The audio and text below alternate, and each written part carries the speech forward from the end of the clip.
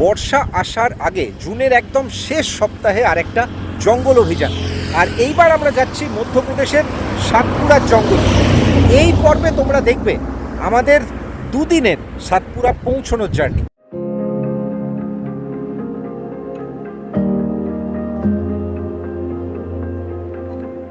এবছর tiger trail হবে না? গত কয়েক মাসে বহুবার কমেন্ট থ্রেডে এই প্রশ্নটা পেয়েছি আর ভেবেছি কি উত্তর দেব। আসলে এবছর বাড়ির পরিস্থিতি এমনই চলছে যে বেশ কয়েক মাস বেরোতেই পারিনি। নিয়মিত ভ্লগ দেওয়াও কঠিন হচ্ছিল। আর বাঘের জঙ্গলে যেতে গেলে অনেক প্ল্যানিং লাগে। প্রথমত জঙ্গল বাছাই, সাইটিং উইন্ডো স্টাডি করা, তারপর জোন বাছাই, সবশেষে কাঙ্ক্ষিত জোনে সাফারির বুকিং পাওয়া, আর অবশ্যই ছুটি ম্যানেজ করা। মার্চ থেকে মে, কবে যেন লেপার্ডের গতিতে পেরিয়ে গেল ক্যালেন্ডার। দেখতে দেখতে জুন, যবনিকা পতনের অপেক্ষা। আর জুন শেষ মানেই মাস তিনেকের জন্য জঙ্গল বন্ধ। ঠিক তার আগেই সিদ্ধান্ত নিলাম বেরোবো, যা থাকে কপালে। অতঃপর আমাদের এবারের অভিযান সাতপুরার জঙ্গলে।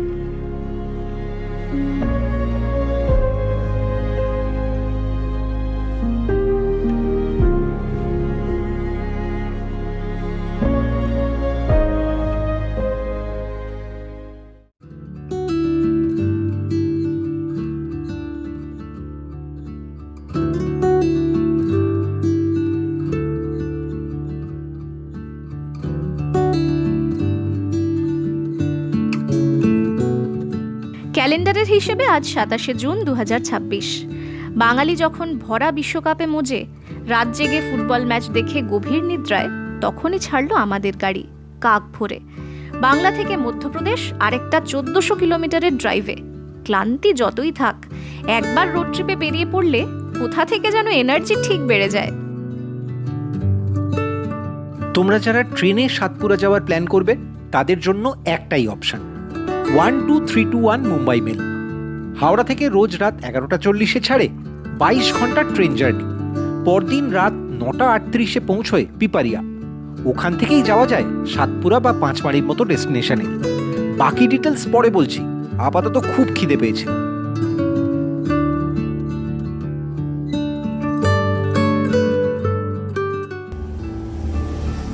চায় ইজ হিয়ার, চায় গরম, মানে কোলাবোরেশনের ব্রেকফাস্ট। এবারে কিন্তু আর পরোটা সাদা আলু চচ্চড়ি নেই। না, বাড়ি থেকে এসছে। কি ভাই দেখিয়ে খেয়ে নিল, ভদ্রতারও কোনো ব্যাপার স্যাপার কিছু থাকছে না, দেখাচ্ছে দেখি খেয়ে নিচ্ছে পুরো ডাইরেক্ট। খিদে পাচ্ছে। বাজে কটা এখন? 8টা, 3:30 ওঠা হয়েছে, তো খিদে পাবে না? না করো না, তোমারও এনেছে। Thank you. চিজ স্যান্ডউইচ সঙ্গে চা, একদম সিম্পল ব্রেকফাস্ট।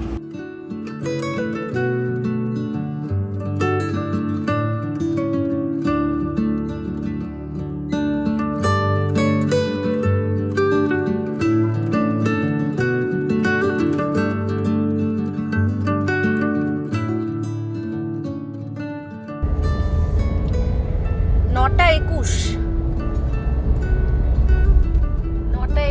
আমরা চিরকুন্ডা অলমোস্ট, নাকি? ইয়েস। কত মানে জীবনে প্রথমবার এত পরিষ্কার আমি দেখতে পাচ্ছি এদিক ওদিক এখান থেকে। এই যে মাইথানের ড্যামটাও কি ভালো লাগছে, মানে জলের এটা।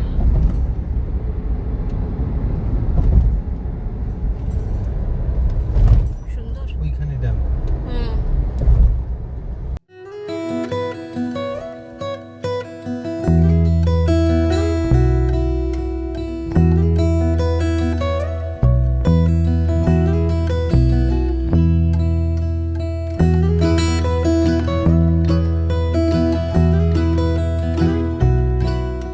বেশ কয়েক মাস পরে রোড ট্রিপ, তার মধ্যে অনেক কিছু পাল্টেছে। তো কি কি পাল্টেছে সেটা তো তোমরা সবাই জানো, তবে যেটা সব থেকে বেশি নোটিস করছি, মানে আমরা যেহেতু রোড ট্রিপ করি, তো জাস্ট পশ্চিমবঙ্গ পেরোলাম, পশ্চিমবঙ্গের রাস্তায় রোড ট্রিপ করা ন্যাশনাল হাইওয়ে ধরে আর কিন্তু যন্ত্রণা নয়। মানে সত্যি বলতে কি ওই জাস্ট হাতে গোনা কয়েকটা জায়গাতেই গার্ডরেল দেখেছি, এবং সেটাও জাস্ট ট্রাফিককে কন্ট্রোল করার জন্য। যত্রতত্র গার্ডরেল চোখে পড়েনি। ড্রাম ভ্যানিশ হয়ে গেছে ন্যাশনাল হাইওয়ে থেকে। আর যে জিনিসটা ভ্যানিশ হয়ে গেছে সেটা হচ্ছে মামাদের এবং গ্রিন পুলিশের যেখানে সেখানে লরি বা যানবাহন থামিয়ে হাত পাতা।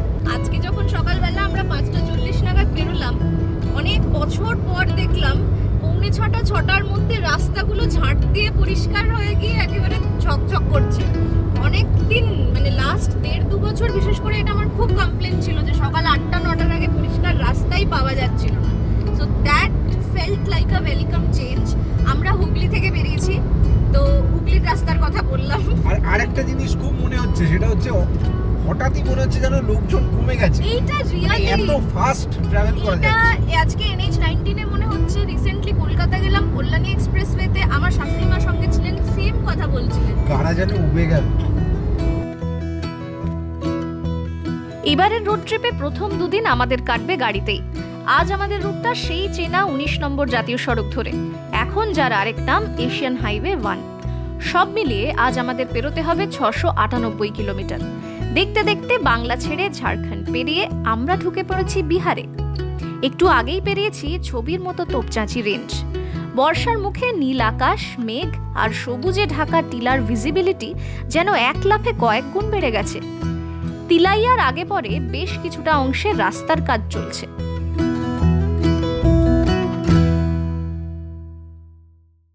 এখানে না প্রচুর দুদিকে খালি করে দিয়েছে, ফলে কি কাজ হলেও মানে ঘিঞ্জি গ্যাঞ্জাম এই ব্যাপারটা পেলাম না। সবথেকে বড় সুবিধা হচ্ছে এই রাস্তাগুলোকে 8 বা 10 লেনে কনভার্ট করার মতো অ্যাম্পল এনাফ স্পেস আছে সব জায়গায়।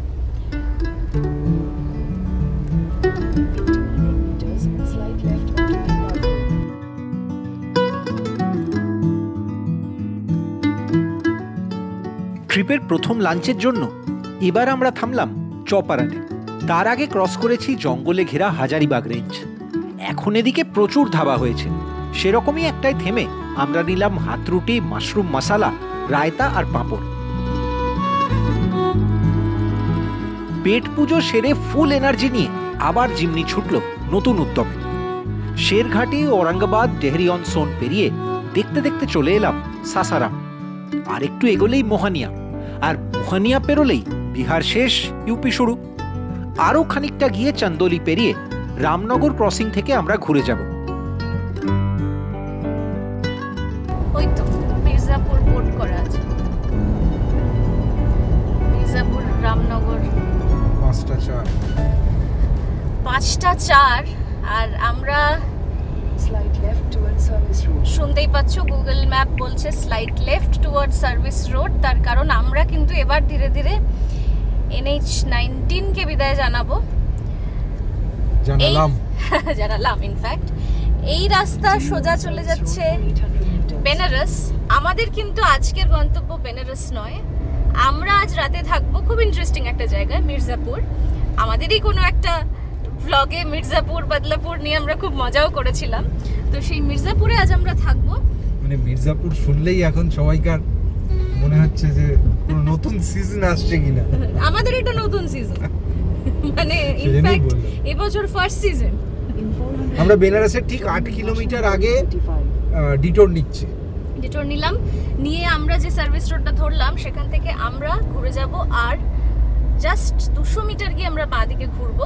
ওই যে দেখা যাচ্ছে, ইনফ্যাক্ট আমি বোর্ডও দেখতে পেয়ে গেছি, মির্জাপুর এখান থেকে এক্স্যাক্টলি 63 কিলোমিটার। আমাদের ম্যাপ কোথায় দেখাচ্ছে, দাঁড়াও দেখাচ্ছি। এই যে 63 কিলোমিটার, 1 ঘন্টা 15 মিনিট লাগবে।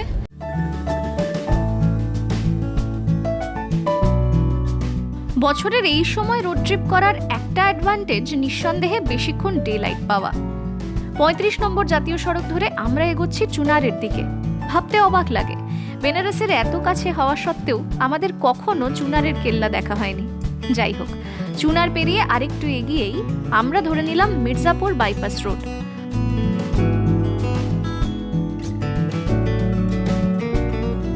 তবে আমাদের গন্তব্য মির্জাপুর শহর নয়, বরঞ্চ সিটি থেকে সম্পূর্ণ অন্যদিকে, টিলা ঘেরা ঘাটির রাস্তা পেরিয়ে বেশ অফবিট একটা রাত্রিবাস।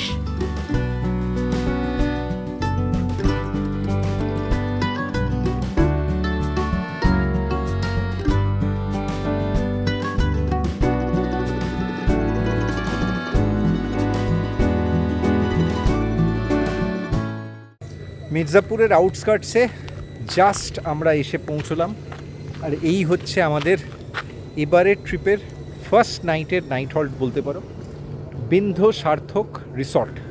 তো এর এক্স্যাক্ট লোকেশনটা আমি ডেফিনেটলি ডেসক্রিপশানে তোমাদের দিয়ে দেবো। চলো ভেতরে কি বন্দোবস্ত দেখি। এখানে গাড়ি থাকছে, আর জাস্ট এটা আমাদের একটা রাতের halt. Nowhere to be, just a slow dance with the summer heat.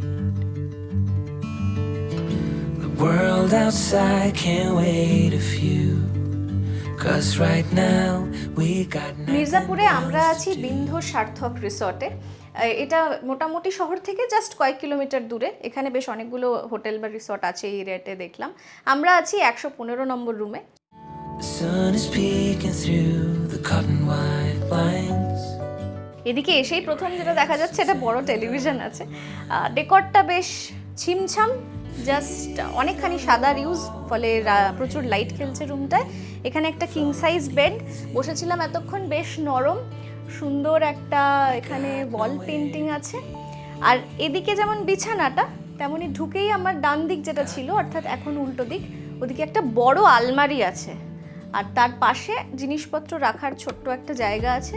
একটা মিনি ফ্রিজ আছে এই রুমটায়। এখানে বেশ বসে গল্প করার একটা জায়গা আছে। এই জায়গাটা এখানে দেওয়ার কারণই হচ্ছে এখানে কিন্তু একটা বড় জানালা আছে। এখন কিছু দেখা যাচ্ছে না, অন্ধকার হয়ে গেছে, কিন্তু বেশ একটা বড় জানালা আছে। আর এদিকে ছোট্ট একটা ওই টি মেকার এবং কাপ টাপ দিয়ে একটা কোজি কর্নার, সঙ্গে অবশ্যই চা কফি স্যাশও ওরা দিয়েছেন। রুমটার মতোই ওয়াশরুমটাও বেশ ক্লিন আর ঠিকঠাক সাইজের, না ছোট না বড়, যেটুকু দরকার সেটুকু। দুটো জোনে আলাদা করা, এদিকটা ভেতরের দিকটা বেদিং জোন আর বাইরের দিকটা টয়লেট এবং বেসিন। অবশ্যই ওয়েস্টার্ন স্টাইল কমোড। ওরা কিন্তু টয়লেট্রিজ দিয়েছেন, ওয়াশরুমের স্লিপার দিয়েছেন, টাওয়েলও দিয়েছে, গিজার আছে, এক্সস্ট আছে। আমরা এখানে এক রাতে থাকবো, ফলে আমাদের যা যা প্রয়োজন সবই কিন্তু আমরা এখানে পেয়ে গেছি। আমরা এই রুমটা অনলাইনে বুক করেছি, আমাদের কিছুটা অফার ছিল, তাতে ট্যারিফ পড়েছে 2279 টাকা, আর এর মধ্যে কিন্তু ব্রেকফাস্ট ইনক্লুডেড। তোমরা যে সময় আসবে সেই সময় যদি সরাসরি একবার কথা বলেও প্রাইসটা যাচাই করে নিতে চাও, তাহলে নিচে মোর সেকশনে যদি তোমরা ক্লিক করো, ডেসক্রিপশন বক্সে চলে যাবে এবং ডেসক্রিপশন বক্সে ওনাদের কন্ট্যাক্ট ডিটেল আমরা তোমাদের জন্য দিয়ে দেবো। Yeah, it feels like that. Na na na na na na. Feels like that. জায়গাটা নির্জন হলেও রিসর্টটা খাসা। খুব বেশি দিন হয়নি, পিছন দিকে ওয়াটার পার্কের কনস্ট্রাকশন চলছে। অনেকটা জায়গা জুড়ে এই রিসর্ট মির্জাপুরের আশেপাশে ওয়েডিং ডেস্টিনেশন হিসেবে বেশ জনপ্রিয়। সন্ধ্যের আলোয় গ্ল্যামারটা যেন আরও বেড়ে গেছে। Summer sun on quiet tracks. প্রথম রাতের ডিনারে আমরা নিয়েছিলাম ছিমছাম হোয়াইট সস পাস্তা আর sweet corn soup. The falls so slowly on the naked skin upon your back. Oh, it feels like that, like a love song on a worn out track.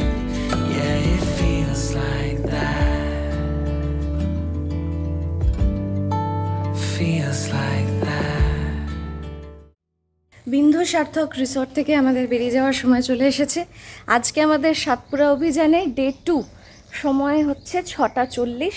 বেশ অনেকক্ষণ আগে ready হয়েছি, তবে এইসব check out formalities এইসব করতে করতেও 10-15 minute লাগলো। প্রদীপ তো মোটামুটি গাড়িতে লাগেজ তুলে রেডি। তো চলো ফাইনালি, ডে 1টা সবসময় একটু একটা স্লো ডে থাকে। ডে 2 থেকে কিন্তু কোনো ট্রিপের আসল স্পিরিটটা শুরু হয়ে যায়। তো যাওয়া যাক সাতপুরা।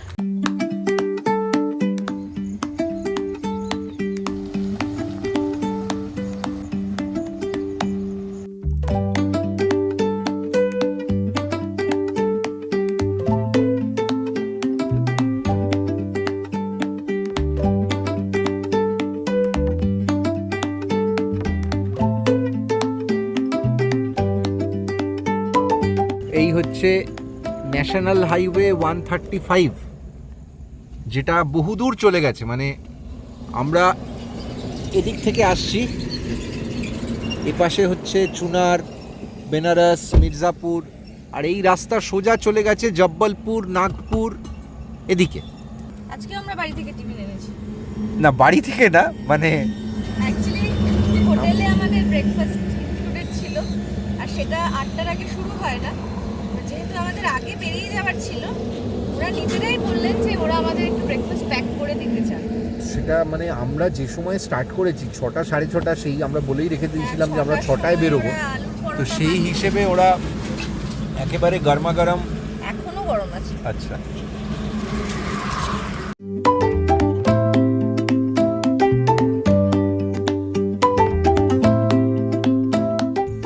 টিপিক্যাল ইউপির ওই আলু পরোটা, যেটা আর মানে যেটা ঠিক ওই আমি যে কথাটা বলি বিহার ছাড়ালে পাওয়া যায়।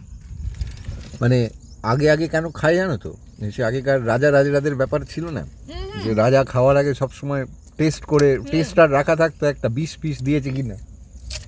তো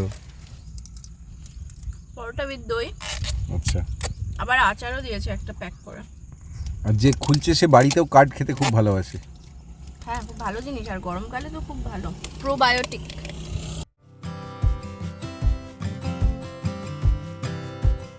আজ আমাদের ড্রাইভটা পৌনে 700 কিলোমিটারের। উত্তরপ্রদেশের এই অংশটাকে অনেকে বিন্ধ্যাচল নামেও ডাকেন। এখান থেকে কিছুটা এগিয়ে লালগঞ্জ পেরোতেই শুরু হয় ঘাটির রাস্তা, আর আঁকা বাঁকা পাহাড়ি পথ পেরোতেই উঠে পড়লাম টেবিল টপ পাহাড়ের ওপরে। আপাতত সামনেই হনুমানা, 2 রাজ্যের সীমান্ত শহর।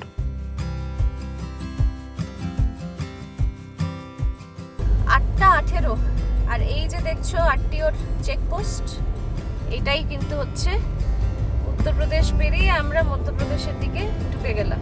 ওই লাল বোর্ড মধ্যপ্রদেশের শুরু। হ্যাঁ হ্যাঁ হ্যাঁ। আর এই রাস্তা সোজা বেরিয়ে যায় হচ্ছে রিবা, হনুমানা, এই জাতীয় জায়গাগুলো। মাউগঞ্জ হয়ে আমরা সেবারে ফিরেছিলাম, হ্যাঁ, মাধবগড় থেকে বেরোস। এবং সেবার রাস্তাটা ভালো পাইনি, দেখা যাক এবার কি অবস্থা হয়।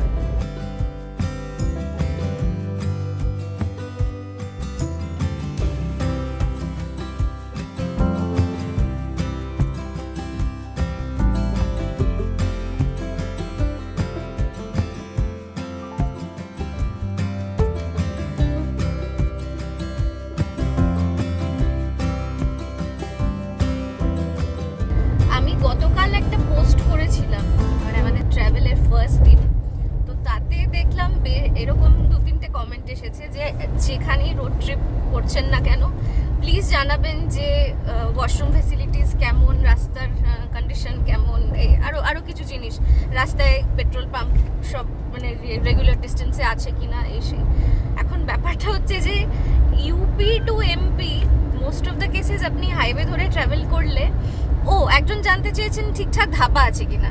তো আমার তো মনে হয় ভারতের সব থেকে ভালো ধাবাগুলো মানে তার একটা পার্ট ইউপিতেই পাওয়া যায়, মানে আরেকটা পার্ট যদি পাঞ্জাব আর দিল্লি টু পাঞ্জাব ওই দিকটায় পাওয়া যায়, তো আরেকটা পার্ট অবশ্যই ইউপিতে পাওয়া যায়।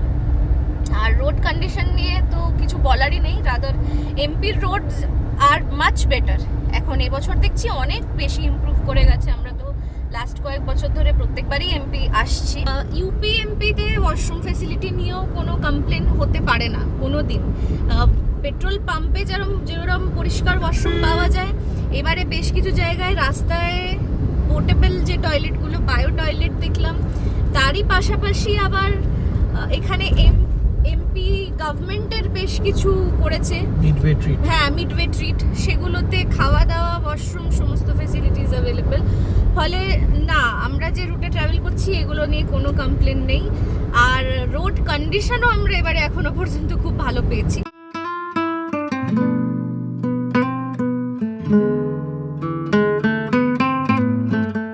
NH 135 ধরে এগোতে এগোতেই পেরোলাম রিবা। দারুণ শহর, প্রাচীন এই শহরের বিশেষ আকর্ষণ এখানকার কেল্লা। ইচ্ছে আছে এই রোড ট্রিপ থেকে ফেরার পথে কেল্লাটা ঘুরে নেওয়ার, তবে আজ গাড়ি থামছে না।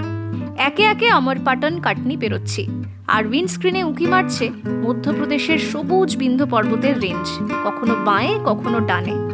এই পথ ধরে জব্বলপুর যত কাছে আসে মন কেমন করা ল্যান্ডস্কেপ। তবে আমরা জব্বলপুর শহরে দাঁড়াচ্ছি না। সিটি পেরিয়ে ডান দিকে বেঁকতেই 45 নম্বর জাতীয় সড়ক। এদিক থেকে খুব সহজেই যাওয়া যায় ধোঁয়াধার ফলস বা মার্বেল রকস। তবে আমরা থামলাম একটা রোড সাইড ধাবায়।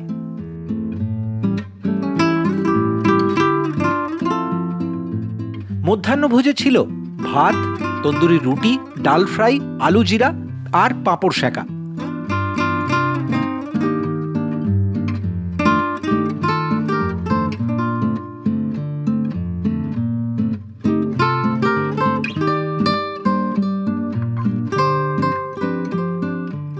লাঞ্চের পর রাস্তার মেজাজটাই পাল্টে গেল। এখনো 169 কিলোমিটার বাকি। এটা মনে হচ্ছে এখনই জঙ্গলে পৌঁছে গেছে। এবং পুরো পিঞ্চ যাওয়ার সময় যেরকম নাগপুর থেকে রাস্তাটা যেরকম ছিল ভান্ডারা ওই দিকে, আবার সবাই মাধবপুর থেকে রণথাম্বুর যাওয়ার সময় যে রাস্তাটা, শুধু তার থেকে এটার কন্ডিশন অনেক বেটার। হ্যাঁ এর কন্ডিশন অবভিয়াসলি অনেক আর এটা 4 লেনের হাইওয়ে। হ্যাঁ 4 লেনের হাইওয়ে, দুপাশে ফেন্সিং করা আছে, মানে যাতে ওই ক্রস ওভারে কোনো রকম অ্যাক্সিডেন্টের বিষয় না হয়। There's so much trouble in the world today. It's so hard to get ahead, yeah. Wishing my worries would just go away. Nothing seems to clear my weary head. I take a drink after work, maybe a smoke or two. Only leaves me wanting more. একটু অন্য ধরনের বৃষ্টি দেখাই দেখো। প্রচন্ড রোদ, মানে মেঘ ফেটে রোদ বেরোচ্ছে, তার মধ্যে এরকম ঝিরঝিরে বৃষ্টি, সিলভার পিঞ্চ চলে এসেছে রাস্তা থেকে। আর ওই বৃষ্টিটা হার্ডলি 1 কিলোমিটার 2 কিলোমিটার রাস্তায় বৃষ্টি হচ্ছে, আবার তারপর খটখটে শুকনো প্রচন্ড মেঘ। আর সব থেকে বড় কথা হচ্ছে আমরা এমন একটা জায়গার কাছে রয়েছি যে জায়গাটা হচ্ছে নাম তোমাদের অনেকেরই শোনা, বরেলি, কিন্তু এটা উত্তরপ্রদেশের বরেলি নয়, মধ্যপ্রদেশের। এখান থেকে আর মাত্র 24 কিলোমিটার। দেখো জাস্ট এই দেখো, কথা বলতে বলতে আবার রোদটা হয়ে গেল। দেখো এই বৃষ্টিটাকে কি বলে কেউ জানো? জানলে কমেন্টে লিখে জানিও আমাদের। আর আকাশটা পুরো স্লেটের মতো রং হয়ে যাচ্ছে। হ্যাঁ আকাশটা কালো। With you, everything is alright. When I can hold you close, there's nothing better than to have you by my side. I can tell my way you're looking at me. We ain't gotta worry 'cause we're meant to be. When I'm alone with you, everything is alright. এই যে নর্মদা নদী, এবং বেশ দুদিকে বেশ চওড়া। এখন জল কম, তাতেও কিন্তু একেবারে শুকিয়ে গেছে তা নয়। আর সব থেকে বড় ব্যাপার হচ্ছে যেহেতু রেলিং গুলো খুব ছোট, তাই জন্য নদীটাকে এত ভালোভাবে দেখানো যায় না। এটা কিন্তু সেই পুরনো যে ব্রিজগুলো হয় না, ঘাট আছে, স্নানের ঘাট, সেই পুরনো ব্রিজ। হ্যাঁ সামনে স্নানের ঘাট, একটা মন্দিরও করা আছে মনে হচ্ছে। এই যে মন্দির আর ঘাট করা আছে, যে বাঁধানো দেখা যাচ্ছে। বিকেল 5:17 বাজে, কিন্তু লু বইছে। বাইরে টেম্পারেচার কত? 38 ডিগ্রি বলছে। 38 বলছে, রিয়েল ফিল 42 মিনিমাম ধরে রাখ। হ্যাঁ আমরা কিন্তু সাতপুরা যাওয়ার আগে পিপারিয়া স্টেশনে একবার থামবো। সেখানে একটা ছোট্ট সারপ্রাইজ আছে, ছোট না বেশ। ট্রেন আসছে আমাদের জন্য। আমাদের জন্য ট্রেন আসছে, ভালো বলেছিস। তো দেখা হচ্ছে পিপারিয়া স্টেশনে পৌঁছে।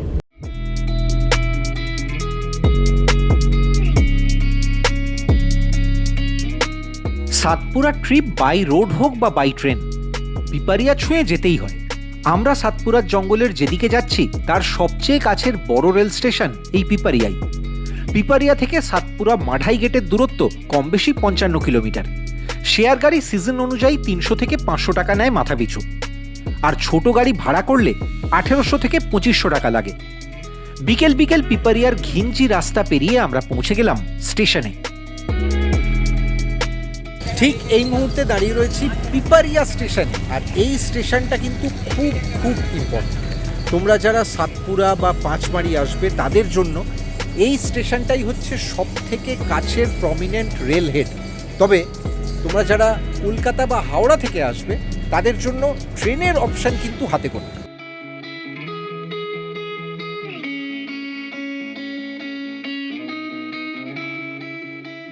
আমি কিন্তু জিমনির সামনে থেকে পেছনে চলে এসেছি, সেটা নিশ্চয়ই বুঝতেই পারছো লাস্ট কিছুক্ষণের ছবি দেখে।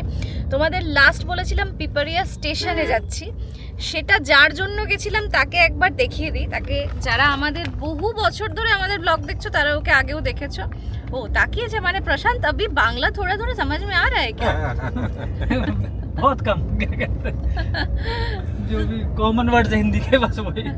আমাদের সঙ্গে প্রশান্তের দেখা হয়েছিল রণথম্বোরে, আর তারপর আমরা 4 বছর ধরে প্ল্যান করেও দেখা করতে পারিনি। একদম। 2022 हाँ so अक्टूबर। एक अक्टूबर यस 6 अक्टूबर। हाँ, और बहुत बारिश और बहुत पानी उसमें एग्जैक्टली। कुछ नहीं दिखाता हिरण भी नहीं दिखाता पूरा बह गया था। पूरा सब बह गया। नहीं वो जिंक्स तो अभी ब्रेक करना है ना। बहुत यहाँ तो टाइगर दिखा के मारा। আচ্ছা, ও খুবই আশাবাদী যে কাল আমরা বাঘ দেখছি, তো আমাদেরও ফিঙ্গার্স ক্রস। প্রশান্তকে তোলার পর পিপারিয়া থেকে আমরা ধরেছিলাম 22 নম্বর রাজ্য সড়ক। রাস্তাতেই পড়ে সোহাগপুর। বিকেল বিকেল ট্রাফিক ছিল। সোহাগপুর স্টেশন থেকেও সাতপুরা অনায়াসে যাওয়া যায়, তবে দিল্লি, ভোপাল বা জব্বলপুর থেকে আসা কিছু হাতে গোনা ট্রেনই এখানে থামে। সেদিন মাঢাই ঢোকার আগে আমাদের থামতে হলো লেভেল ক্রসিংয়ে, ফলে মাঢাইয়ের বিখ্যাত সানসেটটা আর দেখা হয়নি।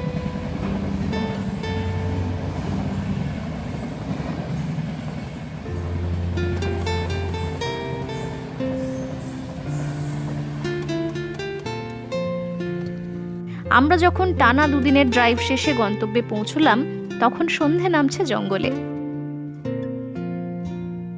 সিরিজের পরের পর্বে তোমাদের জন্য নিয়ে আসব সাতপুরায় আমাদের প্রথম সাফারি। কেমন ছিল সেই জিপসি সাফারির অভিজ্ঞতা, সেটা জানতে হলে ফিরে আসতে হবে এই চ্যানেলে। কেমন লাগলো আজকের পর্বটা? এতদূর পর্যন্ত যখন দেখে ফেলেছো, ব্লগটা ভালোই লেগেছে নিশ্চয়ই। তাহলে অবশ্যই একটা লাইক করো, আর কোনো প্রশ্ন থাকলে কমেন্টে লিখো। ইউটিউব স্ক্রল করতে করতে তুমি কি বাই চান্স এই চ্যানেলটা খুঁজে পেয়েছো? যদি আমাদের কাজ ভালো লাগে তাহলে চ্যানেলটা সাবস্ক্রাইব করতে পারো, আর অবশ্যই পরিচিত সবাইকে বলো রেকর্ডিং মোড ট্রাভেল দেখতে। একই সঙ্গে আমাদের পেজ রেকর্ডিং মোড ফলো করে নিও ইনস্টাগ্রামে আর ফেসবুকেও। দেখা হবে খুব তাড়াতাড়ি আবার একটা নতুন গল্পে।